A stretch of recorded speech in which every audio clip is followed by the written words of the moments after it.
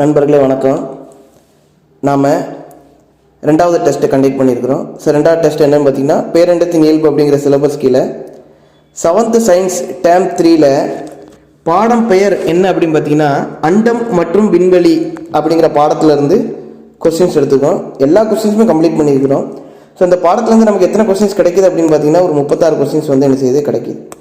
Okay, so இன்றைக்கி test வச்சுருக்கிறோம். ஞாயிற்றுக்கிழமை டெஸ்ட் வச்சுருக்கோம். ஸோ அந்த டெஸ்ட்டுக்கான ஆன்சரை வந்து இப்போ என்ன செய்வோம் பார்ப்போம்.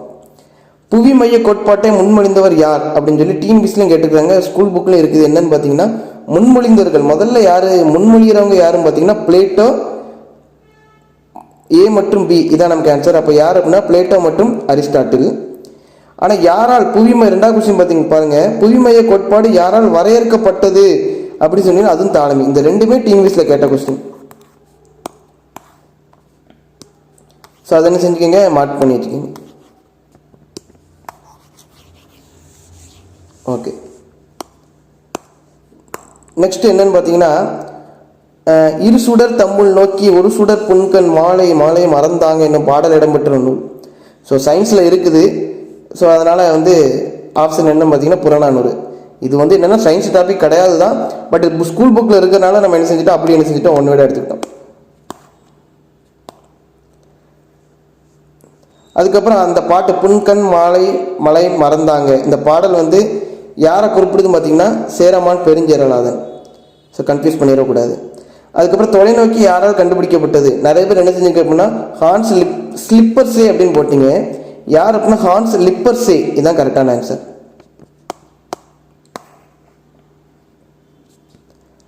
அடுத்த கொஸ்டின் பார்த்தீங்கன்னா சூரிய மைய கோட்பாடு. புவி மைய கோட்பாடு யார் அப்படின்னு பார்த்தீங்கன்னா தாலமி. சூரிய மைய கோட்பாட்டை விளக்கியவர் யாருன்னு பார்த்தீங்கன்னா கோப்பர்னிக்கஸ். ஓகே, அதுக்கப்புறம் வியாழன் கோள்களை சுற்றி துணைக்கோள்கள் இருப்பதை கண்டுபிடித்தவர் அதுவும் கலீலியோ கலிலி. அப்புறம் சனி கிரகத்தை சுற்றி வளையங்கள் இருப்பதை கண்டுபிடித்தவர் அதுவும் யார் அப்படின்னு பார்த்தீங்கன்னா கலீலியோ கலிலி தான். ஸோ இது வந்து என்னது ஒரு முக்கியமான ஒன் வேர்டு. அதுக்கப்புறம் பார்த்தீங்கன்னா கூற்று கலீலியோ வெள்ளிக்கோள்களை உற்று நோக்கி சில ஆதாரங்களை கண்டறிந்தார். ஆமாம், கண்டிப்பாக வெள்ளிக்கோள்களை உற்று நோக்கி சில ஆதாரங்களை கண்டறிந்தார்.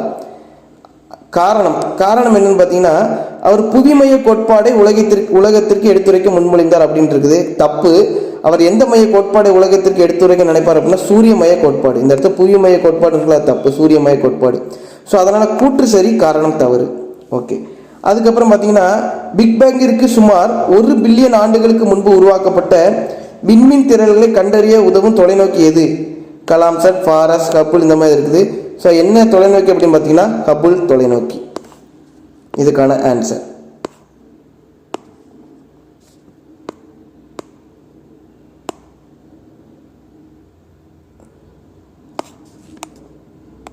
ஓகே நண்பர்களே, அடுத்து 11வது கொஸ்டின். ஸோ ஒரு வானியல் அலகு அப்படின்னா என்னன்னு கேட்டிருக்காங்க. பூமிக்கும் சூரியனுக்கும் இடையில மொத்த தொலைவு அப்படின்னு என்ன சொல்லியிருக்காங்க, நிறைய பேர் போட்டிருக்கிறாங்க. மொத்த தொலைவு கிடையாது, சராசரி தொலைவு. ஏன் அப்படின்னா பூமியும் சூரியனும் கான்ஸ்டண்டாக ஒரே தூரத்தில் இருக்காது. சில சமயம் பூமி சூரியனுக்கு அருகில் வரும், சில சமயம் பூமி சூரியனுக்கு தொலைவில் இருக்கும். ஸோ அதனால் பூமிக்கு சூரியனுக்கு இடையில் உள்ள தொலைவு வந்து மாறுபட்டுக்கிட்டே இருக்கிறதுனால நம்ம ஒரு வானியல் அலகு அப்படின்னா என்ன செய்கிறோம் அப்படின்னா பூமிக்கும் சூரியனுக்கு இடையில் உள்ள அந்த சராசரி தொலைவை எடுத்துருக்கோம். ஸோ இந்த இடத்துல மொத்த தொலைவு அப்படின்னு போட்டுறக்கூடாது. ஆப்ஷன் வந்து டி தான் சரியான விடை. அதுக்கப்புறம் உங்களுக்கு தெரியும் ஒரு வானியல் அலகு என்பது என்ன, 1.496 × 10⁸. ஸோ இந்த இடத்துல எனக்கு கொஸ்டின் வந்து 10⁸ அப்படிங்கிற இது கிரியேட் பண்ண முடியல அப்படிங்கிறதுனால 10⁸ இந்த மாதிரி நான் செஞ்சுருக்கேன் போட்டிருக்கேன். 10⁸. அதை தான் வந்து என்ன செஞ்சுருக்கேன் அப்படின்னா 10⁸ கிலோமீட்டர் அப்படின்னு போட்டிருக்கிறேன். கொஸ்டினால் கிரியேட் பண்ண முடியல. ஓகே, இப்போ இதுக்கு முந்தின பாடங்களில் நம்ம என்ன செஞ்சுருப்போம் அப்படின்னா 150 மில்லியன் கிலோமீட்டர் அப்படின்னு என்ன செஞ்சுருப்போம், படிச்சிருப்போம். அப்போ இந்த இடத்துல மட்டும் என்ன 10⁸ கிலோமீட்டர் 1.496 போட்டிருக்குது அப்படின்னு சொல்லி கன்ஃபியூஸ் ஆகிடக்கூடாது. ரெண்டுமே ஒன்று தான். இந்த 1.496 நான் என்ன செய்கிறேன் அப்படின்னா ஒரு 2 ஸ்தானம் தள்ளி புள்ளி வைக்கிறேன். அப்போ என்ன ஆகும் அப்படின்னா 149.46 என்று ஏற்கனவே 10⁸ இருந்துச்சா. இப்போ என்ன ஆகும் அப்படின்னா 10⁸ மாறிடும். ஓகேவா, 10⁸ கிலோமீட்டர். ஏன் அப்படின்னா இந்த புள்ளியை வந்து 2 இடத்துல தள்ளி வரும்போது இந்த இடத்துல என்ன செய்வோம், இந்த 10⁸ -2 என்ன செஞ்சிடும், கழிச்சிடும். 2 ஸ்தானம் புள்ளி தள்ளி வைக்கணும் அப்படின்னா வகுத்தல் 100 அப்படின்னு போடுவோம். இந்த கணக்கு தான் இது. ஜஸ்ட் ஓகே, இதை வந்து தெரிஞ்சுக்கோங்க. அப்போ 1.496 இருக்குது. இதை என்ன செய்யறோம் அப்படின்னா 149.6 இன்ட்டு 10⁻6 அப்படின்னு மாற்றிக்கிறேன். ஒரு நிமிஷம். ஓகே, இப்போ டீட்டெயிலாக சொல்கிறேன். போன பாடங்களில் நம்ம என்ன செஞ்சுருப்போம் அப்படின்னா, ஒரு வானிலை அலகு அப்படின்னா பூமிக்கும் சூரியனுக்கும் இடையில சராசரி தொலைவு பார்த்துருப்போம். அது எவ்வளோ அப்படின்னு படிச்சிருப்போம் அப்படின்னா 150 மில்லியன் கிலோமீட்டர் அப்படின்னு சொல்லி படிச்சிருப்போம். ஸோ இதுவும் அதே தான். ஆனால் என்ன செஞ்சுருக்காங்க அப்படின்னா இந்த யூனிட் கன்வர்ஷனில் சில குழப்பங்கள் கொடுத்துருக்காங்க. அப்போ இங்கே என்ன கொடுத்துருக்காங்க அப்படின்னா 1.496 இன்ட்டு 10⁻8 கிலோமீட்டர் இந்த மாதிரி கொடுத்துருக்காங்க. அப்போ நான் இதை என்ன செய்கிறேன் அப்படின்னா இந்த 1.496 அப்படிங்கிறத என்ன செய்கிறேன் அப்படின்னா 149.6 அப்படின்னு எழுதுறேன். ஸோ இந்த புள்ளி வந்து 2 ஸ்தானம் தள்ளி என்ன செய்கிறேன், அந்த சைடு புள்ளி வைக்கிறேன். ஸோ அப்போ 2 ஸ்தானம் தள்ளி புள்ளி வைக்கும்போது என்ன ஆகும் அப்படின்னா, இங்கே ஏற்கனவே 10⁻8 இருக்குதா, 2 ஸ்தானம் தள்ளி புள்ளி வைக்கும்போது 10⁻2 அப்படின்னு வரும்.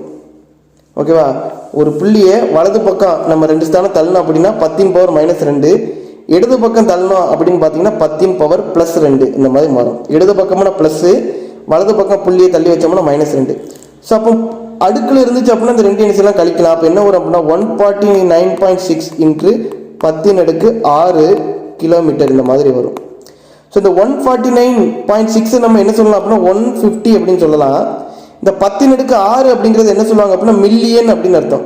10⁻5 அப்படின்னா லட்சம், 10⁻6 அப்படின்னா 10 லட்சம் அர்த்தம். ஸோ 10 லட்சம் அப்படிங்கிறது 1 மில்லியன். ஸோ அதனால இந்த 10⁻6 தான் என்ன சொல்றாங்க அப்படின்னா அதாவது 10⁻6 தான் மில்லியன் அப்படின்னு சொல்றாங்க. ஸோ அப்போ 150 மில்லியன் கிலோமீட்டர். அப்போ இதுவும் சரிதான், இந்த கொடுத்துருக்கிற ஸ்கூல் புக்கில் கொடுத்துருக்கிறதும் சரிதான். ஸோ 2 என்ன செஞ்சிடக்கூடாது, கன்ஃபியூஸ் பண்ணிடக்கூடாது. 2 என்ன செஞ்சுக்கோங்க, தெளிவாக படித்து வச்சுக்கோங்க. 1.496 இன்ட்டு 10⁻8 அல்லது 149.6 இன்ட்டு 10⁻6 இந்த மாதிரி என்ன செஞ்சுக்கோங்க, படித்து வச்சுக்கோங்க.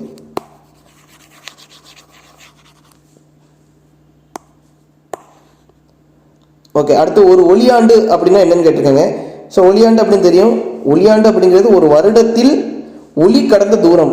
அப்போ ஆப்ஷன் பி பார்த்தீங்கன்னா ஒரு மாதத்தில், ஆப்ஷன் சி ஒளியானது சூரியனே வந்தடைய ஆகும் தூரம், இந்த மாதிரிலாம் கொடுத்துருக்காங்க. அதெல்லாம் தப்பு. ஒளியானது ஒரு வருடத்தில் கடந்த தூரம். அதுக்கப்புறம் ரொம்ப ரொம்ப முக்கியமான ஒன்று இந்த ஒன்வேடு. ஒளியாண்டு என்பது எதனை அளக்க பயன்படுகிறது? நம்ம எல்லாரும் என்ன செஞ்சிடும் அப்படின்னா ஒளியாண்டு அப்படின்னா ஆப்ஷன் ஏ டிக் அடிச்சிடும், ஒளி அப்படின்னு சொல்லி டிக் அடிச்சிடும். ஸோ அது கிடையாது, ஒளியாண்டு என்பது தொலைவு அளக்க தான் பயன்படுகிறது. ஓகே, அடுத்து ஒரு ஒளியாண்டு என்பது என்ன? ஒரு ஒளியாண்டு என்பது என்ன? ஆப்ஷன் என்னன்னு பார்த்தீங்கன்னா 9.4607 இன்று 10⁻12 இதான் ஆன்சர். அதுக்கப்புறம் விண்ணியல் ஆரம் அப்படின்னா என்ன? ஒரு விண்ணியல் ஆரம் என்பது வானியல் அலகானது ஒரு ஆர வினாடியில் ஏற்படுத்தும் கோணத்தின் அளவு. இப்போ நிறைய பேர் என்ன போட்டிருக்காங்க அப்படின்னா விண்ணியல் ஆரம் என்பது ஒரு வினாடியில் ஏற்படுத்தும் கோண அளவு அப்படின்னு போட்டாங்க. இது தப்பு. ஸோ ஒரு விண்ணியல் ஆரம் என்பது வானியல் அலகு, இந்த லைன் இருக்கணும், வானியல் அலகானது ஒரு ஆர வினாடியில், இதான் முக்கியம், ஒரு ஆர வினாடியில் ஏற்படுத்தும் கோணத்தின் அளவு. கோணத்தின் அளவு கூட கிடையாது இந்த இடத்துல பார்த்தீங்கன்னா, கோணத்தின் அளவுன்னு போட்டிருக்கு, கோணத்தின் அளவு கிடையாது, கோணத்தின் தொலைவு. அதை என்ன செய்ய தெளிவாக படிச்சுங்க, கன்ஃபியூஸ் பண்ணிடக்கூடாது. அதுக்கப்புறம் பார்த்தீங்கன்னா விண்ணியல் ஆரம் என்பது என்ன அப்படின்னு சொல்லி வேலை கொடுத்துருக்குறாங்க. நிறைய பேர் என்ன செஞ்சுருக்கீங்க அப்படின்னா ஏ மற்றும் பி சரி அப்படின்னு போட்டிருக்கீங்க. ஸோ அது சரி கிடையாது. விண்ணியல் ஆரம் அப்படின்னா என்ன அர்த்தம் அப்படின்னா, முதல் ஆப்ஷன் என்ன பார்த்தீங்கன்னா 3.2615 ஒளியாண்டு அப்படின்னு ஸ்கூல் புக்கில் கொடுத்துருக்காங்க. இன்னொன்று எப்படி கொடுத்துருக்காங்க பார்த்தீங்கன்னா 3.09 இன்று 10⁻13 கிலோமீட்டர். இந்த இடத்துல மீட்டர் இருக்கு. ஸோ அப்போ ஏ மற்றும் பி சரின்னு போட்டு தப்பாயிருது. இந்த இடத்துல கிலோமீட்டர்னு இருந்துச்சுன்னா ஏ மற்றும் பி சரி, இந்த இடத்துல மீட்டர் இருக்குது. ஸோ என்ன செய்யுங்க, கேர்ஃபுல்லாக பண்ணுங்க. அப்போ இந்த இடத்துல ஆப்ஷன் என்ன பார்த்தீங்கன்னா 3.2615 ஒளியாண்டு மட்டும்தான் சரி. ஸ்கூல் புக்கில் ரெண்டுமே கொடுத்துருப்பாங்க, இதுவும் கொடுத்துருப்பாங்க இதுவும் கொடுத்துருப்பாங்க. ஸோ அதனால இந்த ஆப்ஷனை ட்விஸ்ட் வைக்கணும் அப்படிங்கிறது ஏ மற்றும் பி அப்படின்னு கொடுத்துட்டேன். ஆனால் இந்த இடத்துல கிலோமீட்டருக்கு பதிலாக நான் என்ன செஞ்சுட்டேன், மீட்டர் போட்டேன். நிறைய பேர் என்ன செஞ்சுட்டீங்க, இந்த ட்ராப்பில் விழுந்துட்டீங்க. எல்லாருமே ஏ மற்றும் பி சரி அப்படின்னு போட்டீங்க. ஓகே, அதுக்கப்புறம் நமது பால்வெளி விண்மீன் திறலுக்கு அருகில் உள்ள விண்மீன் திரள். விண்மீன் திரள் அப்படின்னு நட்சத்திர மண்டலம் அப்படின்னு அர்த்தம். ஸோ நம்ம பால்வெளி திரளுக்கு அருகில் என்ன இருக்குது அப்படின்னா ஆண்ட்ரோமேடா, அடிக்கடி கேட்டிருக்காங்க, ரொம்ப ரொம்ப முக்கியமான ஒன்று. அதுக்கப்புறம் இருக்கிறதுல மிகப்பெரிய விண்மீன் மண்டலம் அப்படின்னா எதுன்னு பார்த்தீங்கன்னா உர்சா மேஜர். ஸோ அதுவும் ஸ்கூல் புக்கில் இருக்குது, அப்படியே என்ன செஞ்சுக்க நோட் பண்ணிக்கோங்க. அதுக்கப்புறம் பூமிக்கு அருகில் உள்ள நட்சத்திரம் எது? ஸோ பூமிக்கு அருகில் உள்ள நட்சத்திரம் எது அப்படின்னோடனே எல்லாருமே என்ன பண்ணிட்டீங்க அப்படின்னா ஆல்பா சென்டாரி அப்படின்னு போட்டீங்க. பூமிக்கு அருகில் உள்ள நட்சத்திரம் எதுவும் பார்த்தீங்கன்னா சூரியன். நம்ம சூரிய குடும்பத்திற்கு அருகில் உள்ள நட்சத்திரம் தான் ஆல்பா சென்டாரி. ஸோ ரெண்டு என்ன செஞ்சிடக்கூடாது, கன்ஃபியூஸ் பண்ணிடக்கூடாது. ஓகே, நம்ம அடுத்து ஒன்று விடு. உலகின் முதல் செயற்கைக்கோள் எது? நிறைய பேர் என்ன பண்ணிட்டீங்க அப்படின்னா ஆரியப்பட்டா அப்படின்னு போட்டீங்க. இந்தியாவின் முதல் செயற்கைக்கோள் தான் ஆரியப்பட்டா. உலகின் முதல் செயற்கைக்கோள் எதுன்னு பார்த்தீங்கன்னா ஸ்புட்னிக் 1. இது யார் ஏவுவாங்க அப்படின்னா ரஷ்யா. ஸோ அப்புறம் இந்தியாவின் முதல் செயற்கைக்கோள் ஆரியப்பட்டா, இது ஓகே. இந்திய விண்வெளி ஆராய்ச்சி நிறுவனம் இஸ்ரோவின் தலைமையிடம் எங்கே இருக்குது அப்படின்னு பார்த்தீங்கன்னா பெங்களூரு. ஸோ அப்புறம்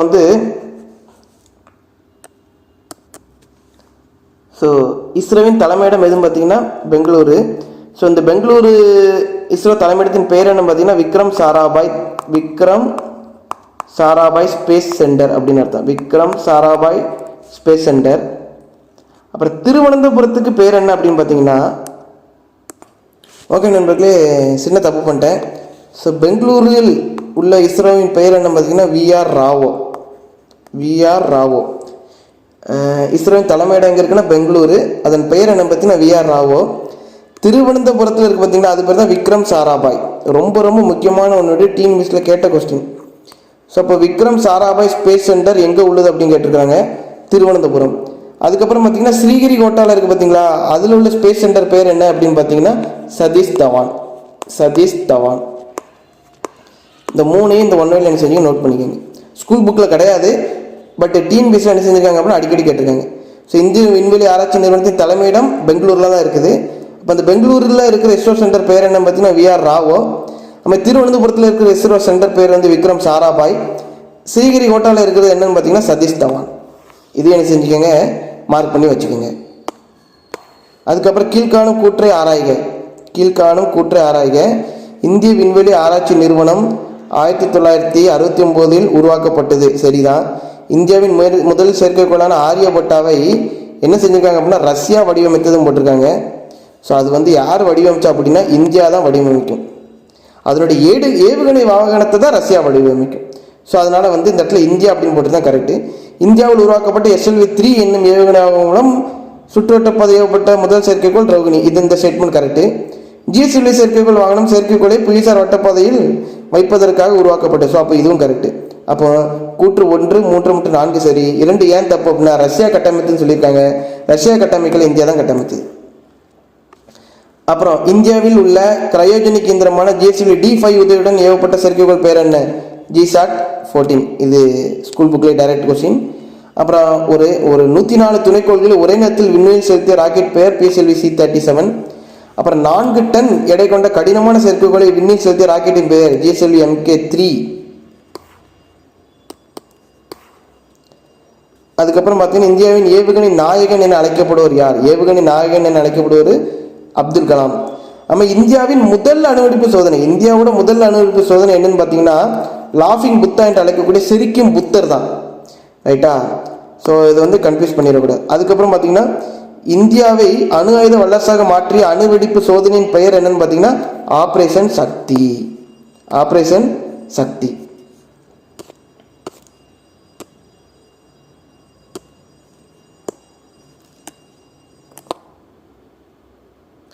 ஓகே, நம்ம அடுத்து என்னன்னு பார்த்தீங்கன்னா 33வது கொஸ்டின். கீழ்கண்டவற்றில் எந்த ஏவுகணைகள் வடிவமைக்கப்பட்டது திட்ட இயக்குநராக அப்துல் கலாம் செயல்படவில்லைன்னு கொடுத்துருக்காங்க. ஸோ அப்போ எந்த ஏவுகணை? திரிசூல், நாக், பிருத்திவி, இந்த 3க்கும் அப்துல் கலாம் திட்ட இயக்குநராக இருந்தார். ஆனால் சக்தி அப்படிங்கிற ஏவுகணை பண்ணும்போது மட்டும் அப்துல் கலாம் என்னதில்லை, திட்ட இயக்குனர் இல்லை. அதுக்கப்புறம் அப்துல் கலாம் குடியரசுத் தலைவராக வகித்த ஆண்டு 2002 முதல் 2007 வரை. அதுக்கப்புறம் அந்த கொஸ்டின் டிஎன்பிஎஸ்சி கொஸ்டின், ரொம்ப ரொம்ப முக்கியமான கொஸ்டின். என்னென்னா நிலநடுக்கோட்டு நம் துருவப்பகுதியிலிருந்து நிலநடுக்கோட்டு பகுதிக்கு நகரும் பொழுது மைய விலக்கு விசை என்னாகும் அப்படின்னு கேட்டுக்கிறாங்க. ஸோ உங்கள் எல்லாருக்குமே தெரியும், நிலநடுக்கோட்டு பகுதியில் பூமியின் திசைவேகம் அதிகமாக இருக்கும், துருவ பகுதியில் என்ன இருக்கும், கம்மியாக இருக்கும். இந்த மாதிரி பூமியோட திசைவேகத்தை 6ஆம் வகுப்பில் பார்த்தோம். ஸோ அப்போ திசைவேகம் எங்கே அதிகமாக இருக்குது அப்படின்னு பார்த்தீங்கன்னா நிலநடுக்கோட்டில் அதிகமாக இருக்குது. ஸோ அப்போ துருவ பகுதியிலிருந்து நிலநடுக்கோட்டுக்கு வரும்பொழுது அதுமாரி செயல்படக்கூடிய மைய விலக்கு விசை இருக்குது பார்த்தீங்களா, இது என்ன ஆகும் அப்படின்னா அதிகரிக்கும். அதே மாதிரி நிலநடுக்கோட்டு பகுதியிலிருந்து துருவ பகுதிக்கு செல்லும் பொழுது மைய விலக்கு விசை எப்படி இருக்கும் அப்படின்னு பார்த்தீங்கன்னா குறைவாக இருக்கும். அதுக்கப்புறம் அடுத்த டிஎன்பிஎஸ்சி கொஸ்டின் என்ன பார்த்தீங்கன்னா விண்மீன் குழுக்கள். ஸோ எல்லா விண்மீனுக்கும் சேர்ந்தது என்ன சொல்லுவாங்க அப்படின்னா நட்சத்திர மண்டலம் அப்படின்னு சொல்லி அழைப்பாங்க.